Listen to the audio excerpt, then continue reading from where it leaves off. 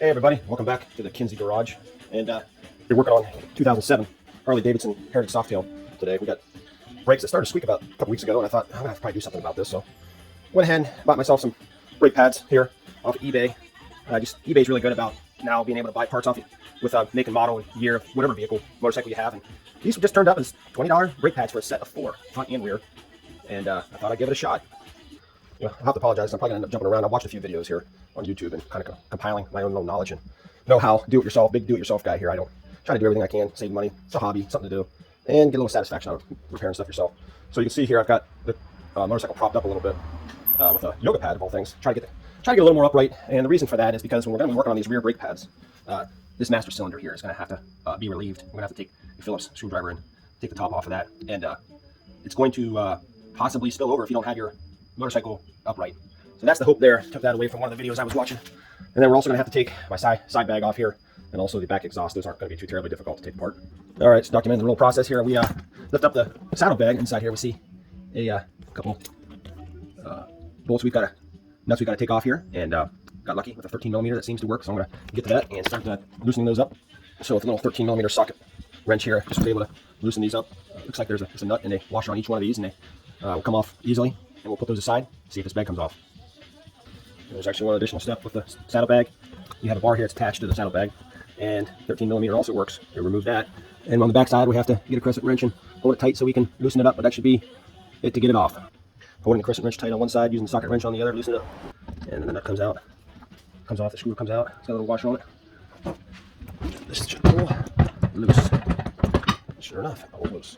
And we'll set that aside like that. Now we have better exposure here to the brake and caliper. Anytime you do this kind of stuff, it's good to go slow. And in this case, I put these nuts and washers back on these posts where the bag came off, just so I don't forget where they go. And the same here with the saddlebag. I've got the bolt right in the washer and the nut right there back on it, so I don't forget where that goes. Now, I've seen some videos that say take the exhaust off so you have better access to the brake caliper to get the pads off, but I honestly think I've got enough clearance here, so I'm going to try to avoid that. But if we need to take off the back exhaust here, we'll do that. And actually, before we get started, I wanted to actually see and inspect to see how far down these brake pads are worn. This bike's got 12,000 miles on it. I'm second owner, and I don't know if they've ever been replaced. And you can sort of see here, if you're looking back and forth, that the pads that are on it seem to be not totally worn, but they might be to the point where they've hit that wear line. That's the purpose of this groove here. When you hit that wear line, when it wears down past that groove, that's when you know it's time to replace it, and it's probably getting close. So we're just going to take this project. This happens to be a 2007 Heritage Softale Classic, Harley Davidson, okay? But the 2008 brake pads seem to have changed. So what I'm looking at here on my 2007, and I think this video might be good for a 2000 to 2007 video for those years, is the brake pads are going to be different. So, and what you're going to also notice with these brake pads is there's going to be one for the inner, one for the outer side of this. You can see they're different, okay? See the tab on the left?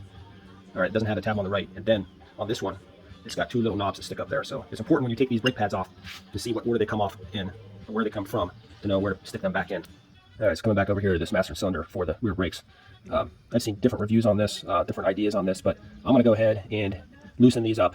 I saw one video where you didn't have to do this, or he didn't do this, and then I saw another where they did. So just kind of curious what's going to happen here, hoping that my motorcycle is upright enough where I don't have any leakage of the brake fluid, because I also heard that stuff can be pretty potent to take off paint and chrome and mess up chrome. So that's why I took a rag here and wrapped it around the master cylinder, and we'll see what happens. And it looks like it's upright enough. It's not all the way to the top, so we've relieved the pressure here. You can see the brake fluid in there, and I'm just going to loosely put this on top. I set the screws aside, and we're going to let that just sit right there. All right, so then their next task is going to be, this whole caliper does not have to come off on the 2007, like it did on the 2006 and before. It does not. So we've got these 2 pins here, 1 and 2. These have to be loosened up, and they hold those pads in tight. So my next task is going to see if I can find a star socket that will fit this. That might be my next challenge here, because we need to get these loosened up. Well, as it turns out, this garage didn't have the right tool, but the neighbor did. So I found myself a 1/4 inch star socket and wrench to attach to it here to loosen up these brake pad pins. So we will do that. Both of these have to be loosened up. Just loosen up a little bit, and then once those are loosened up, we want to compress the brake pads, because when we replace the brake pads, the ones going in are going to have more of a pad on it, so you have to create that space. So the way to do that is to stick something in between here. In this case, I'm using a spatula. And we're also going to use a chisel, something to squeeze ourselves in there more, and be able to compress these brake pads on both sides to open it up. So what we do here is we actually are sticking in a spatula and a screwdriver and twisting it to compress it. This is what I saw on other videos as well, because we want to make sure those brakes are compressed and opened up. So we will do this. So you can now see these brake pads have a gap between them. I went on both sides, inside and out, and from underneath, the best I could, using 3 of these little tools. And just take your time with it and compress them. And in theory now, after pulling these pins out, once we're pulling these pins out, those brake pads will just fall out. All right, so with that 1/4 inch star socket wrench, we're able to loosen both of these up. This pin's to the point where you can just pull it out. Looks like it came out. And then the bottom one should pull out as well. We're gonna see if these brake pads just fall out. And then we're gonna see in the order. We're gonna check it out. Check out the brake pad to see which one's which. Let's see if this just kind of pulls out. Yes, it's pulling out.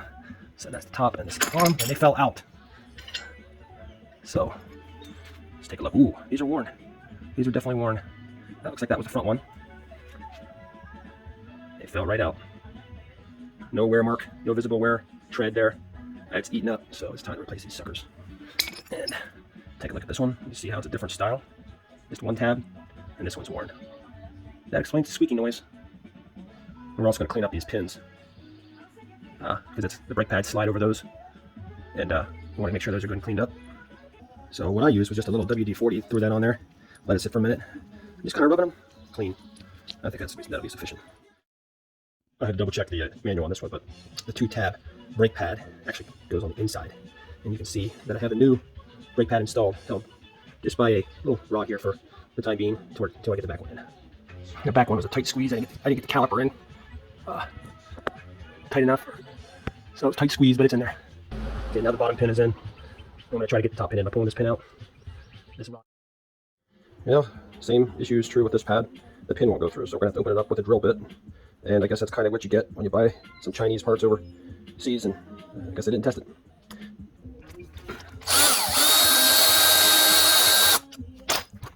And then with a little bit of finagling, pushing on the inside of the pad on both sides, from this side and here, I'm able to get the pins in, and you can see they're in there but not yet tightened. And now we're in the clear to tighten these pistons back down. And once we tighten these, we will pump the brakes and make sure the pressure is right on the brake pad. And you can see a gap is still there. We'll pump the brakes, pump it gently.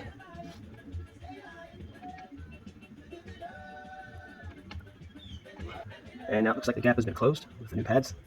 We'll check the level. I'd say it's pretty full. Doesn't look like there needs to be anything added. We'll tighten that down. Tighten down the rear master cylinder. Do not want to over tighten these. Let the rubber seal do the work. And we will take the bike on a spin to test out the new brake.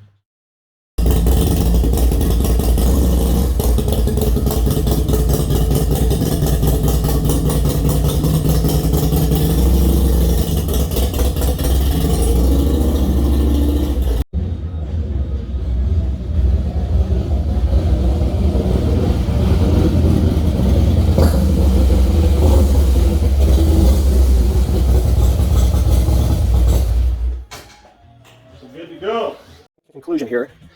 I'm going to spare you the details on putting this saddlebag back on, because that's basically a repeat of what we did to take it off, and it's simple. But I do want to say that if you have a spongy brake, then you should look to bleed your brakes. There's a different process for that. I'm not going to share that, but you might want to look that up. And appreciate your attention. Hopefully this was valuable, and tune in for another Kinsey Garage show another time when I get into another project. Who knows what it might be. Full disclaimer, this video was issued by an amateur. Do not attempt this at home unless you're willing to accept your own risk and liability for your own well-being and safety. But I always encourage you to try things yourself.